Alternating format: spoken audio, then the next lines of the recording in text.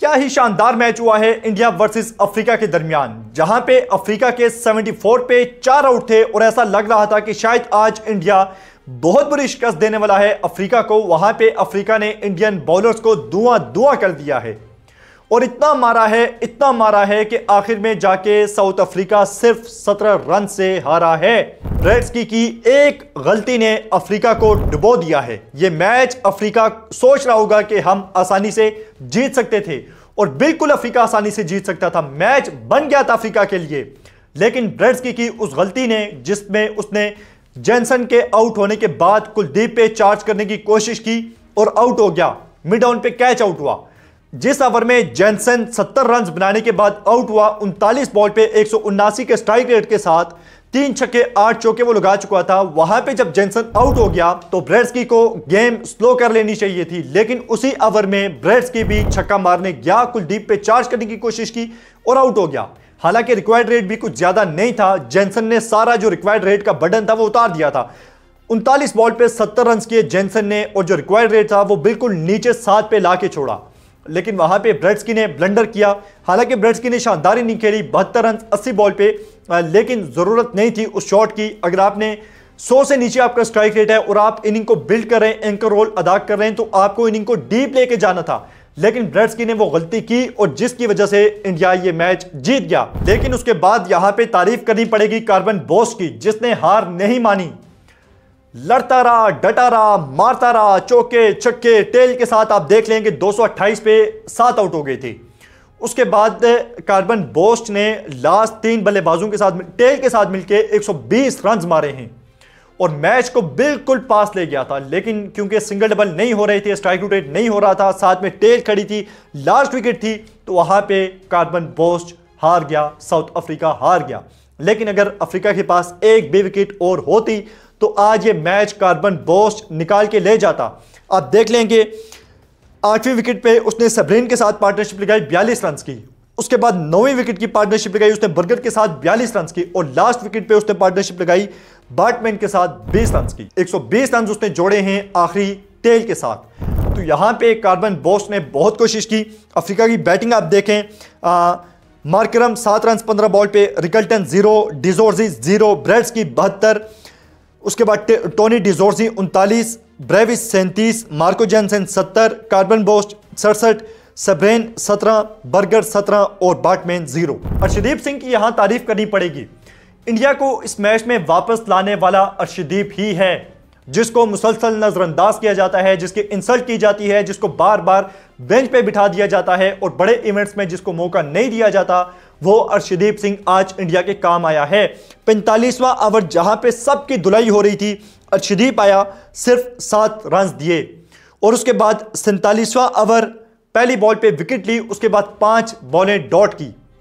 और यहीं पे अगर आप आगे आ जाएं, जब सामने था कार्बन बोस्ट, 49वां ओवर 49th ओवर, वहां पे भी अर्शदीप ने 3 बॉलें लगातार कार्बन बोस्ट पे डॉट की और सिर्फ रन दिए जी 9 रन।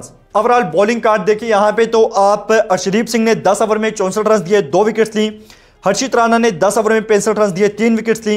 हर्षित राणा ने यहां पे शानदार बॉलिंग की है। शुरू में उन्होंने आउट किया रिकल्टन को भी और डिकॉक को भी, और जो एक डस्ट पहुंचाई शुरू में, अफ्रीका को बैकफुट पे धकेला, वो हर्षित राणा की बॉलिंग ने ही अफ्रीका को बैकफुट पे धकेला था। लेकिन बाद में इनकी भी अच्छी खासी धुलाई हुई है।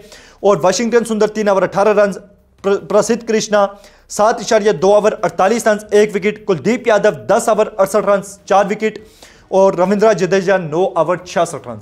जडेजा ने जो है वो आज बहुत रन दिए हैं और जडेजा को मेरे ख्याल में ओवर देने भी नहीं चाहिए थे, जिस तरह से उसे रन पड़ रहे थे। और जब जडेजा को आज लाया गया, उसको आड़े हाथों लिया अफ्रीका के बल्लेबाजों ने।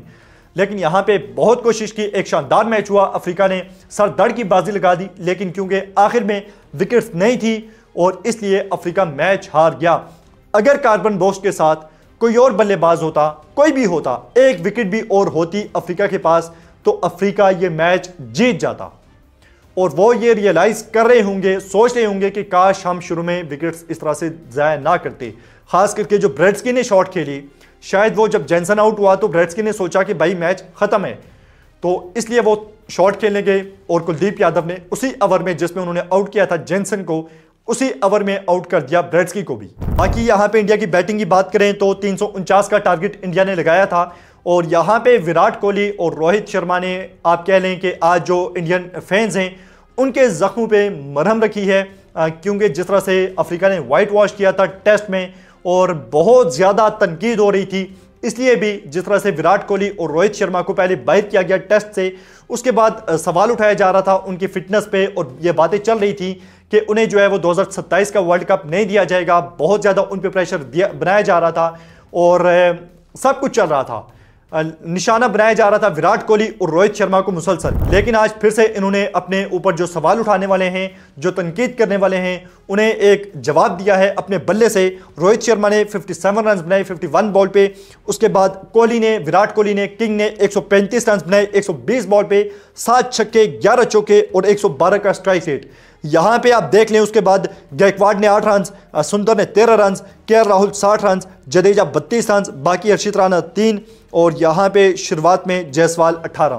तो आज भी अगर आप देखें तो इंडियन इस बैटिंग को संभालने वाले सीनियर्स ही हैं जिन पे तनकीद होती है, जिन पे सवाल उठता है। और आज विराट कोहली ने अपने कैरियर की 83वीं सेंचुरी की और ओडीआई कैरियर की 52nd सेंचुरी थी उनकी, और यहां पे आज इंडिया की जीत में अहम किरदार अदा किया है विराट कोहली ने। जितनी मर्जी आप उन पे तनकीद कर लें, जो मर्जी आप कह लें, विराट कोहली एक ऐसा प्लेयर है जिसने हमेशा टीम इंडिया को आगे रेस्क्यू किया है और अब भी अपनी फिटनेस जो है वो, फील्डिंग आप देख लें जिस तरह से विराट कोहली और रोहित शर्मा फील्डिंग कर रहे थे, और उसके बाद जब विकेट नहीं मिल रही थी, जेनसन और ब्रेट्सकी की पार्टनरशिप लगी हुई थी 100 रन से ऊपर की, 135 रन की, तो वहां पे भी जाके आप देख लेंगे केएल राहुल बिल्कुल परेशान हो गया था, उसे समझ नहीं आ रही थी।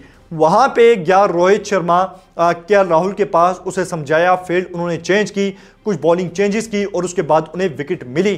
तो यहां पे जो उनका रोल है फील्डिंग में भी और उसके बाद बैटिंग में, आप देख लें कि इन दोनों के बगैर इंडिया 2027 का वर्ल्ड कप जीत ही नहीं सकता, क्योंकि ये दो एक ऐसे प्लेयर्स हैं जिन्होंने हमेशा टीम इंडिया को मुश्किल वक्त में सहारा दिया है और इनके बगैर ये ख्वाब देख लें, छोड़ दें गौतम गंभीर साहब के आप वर्ल्ड कप जीत सकते हैं।